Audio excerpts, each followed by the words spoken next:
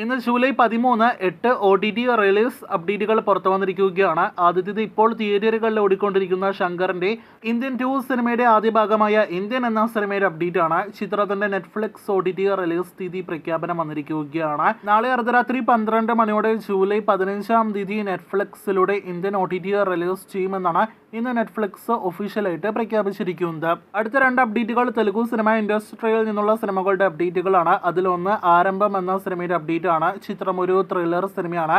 മറ്റൊന്ന് ജിലേബി എന്നൊരു തെലുഗു സിനിമയുടെ അപ്ഡേറ്റ് ആണ്. ഈ 2 തെലുഗു സിനിമകളും ഇന്ന് ജൂലൈ 13 തീയതി തെലുഗു OTT പ്ലാറ്റ്ഫോമായ ആഹാ തെലുഗു OTT പ്ലാറ്റ്ഫോമിലൂടെ തെലുഗു ഭാഷയിൽ മാത്രം OTT റിലീസ് ചെയ്തിരിക്കുകയാണ്. 1-2 വർഷങ്ങൾക്ക് മുന്നേ നെറ്റ്ഫ്ലിക്സിലൂടെ റിലീസ് ചെയ്ത വൻ തരംഗമായ ഒരു ഹിന്ദി സിനിമയാണല്ലോ ഹസീൻ ദിൽ റുബ. ചിത്രത്തിന്റെ 2ാം ഭാഗമായ ഫിർ ആയി ഹസീൻ ദിൽ റുബയുടെ OTT പ്രഖ്യാപനം നെറ്റ്ഫ്ലിക്സിന്റെ ഭാഗത്ത് നിന്ന് പുറത്തു വന്നിരിക്കുകയാണ്. ഓഗസ്റ്റ് മാസം തപ്സി പനു നായകവേഷത്തിലെത്തിയ ഈ സിനിമ OTT റിലീസ് ചെയ്യുന്നതാണ്.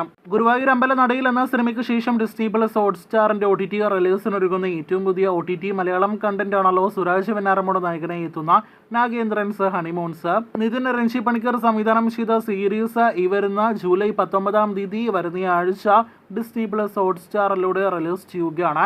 മലയാളം, തമിഴ്, തെലുഗു, കന്നഡ, മറാത്തി, ബംഗാളി, ഹിന്ദി ഉൾപ്പെടെയുള്ള ഭാഷകളിൽ സീരീസ് ലഭ്യമാകുന്നതാണ്. ഈ വർഷം ഫെബ്രുവരി മാസം OTT റിലീസ് പ്രഖ്യാപിച്ചിട്ടും ഇനിയും OTT റിലീസ് ചെയ്യാതെ പോയ സൈജു ഗ്രൂപ്പിന്റെ ഡയറക്റ്റ് OTT സീരീസ് ആണല്ലോ സോണി ലിവിന്റെ ജയ് മഹേന്ദ്രൻ.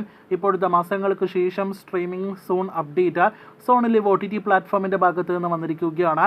റിലീസ് തീയതി പ്രഖ്യാപനം ഉടനെ ഉണ്ടാകുമെന്ന് പ്രതീക്ഷിക്കുന്നു. ഇന്ന് കന്നഡയിൽ നിന്നും ഒരു സീരീസ് OTT റിലീസ് ചെയ്തിരിക്കുകയാണ്. രാജ് ബി ഷെട്ടി, പ്രകാശ് രാജ് തുടങ്ങിയവരെല്ലാം തന്നെ അഭിനയിച്ച സീരീസിന് ഏകം എന്നാണ് പേരിട്ടിരിക്കുന്നത്. ഏകം സീരീസ് ഏകം എന്നൊരു വെബ്സൈറ്റിലൂടെയാണ് OTT റിലീസ് ചെയ്തിരിക്കുന്നത്.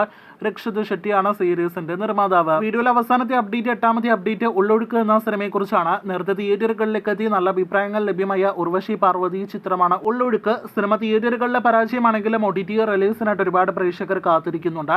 ഇനിയും സിനിമയുടെ OTT അവകാശങ്ങൾ വിറ്റഴിക്കപ്പെട്ടു എന്നൊരു റിപ്പോർട്ട് പുറത്തു വന്നിട്ടില്ല. പുറത്തുവരുന്ന റിപ്പോർട്ടുകൾ പ്രകാരം ഡിസ്നി പ്ലസ് ഹോട്ട്സ്റ്റാർ അതല്ലെങ്കിൽ സോണി ലിവ് സിനിമയുടെ OTT അവകാശങ്ങൾ സ്വന്തമാക്കിയേക്കുമെന്നാണ് അൺഒഫീഷ്യൽ റിപ്പോർട്ട്. എന്തായാലും അടുത്ത 2 മാസങ്ങൾക്കുള്ളിൽ സിനിമയുടെ OTT റിലീസ് പ്രതീക്ഷിക്കാം.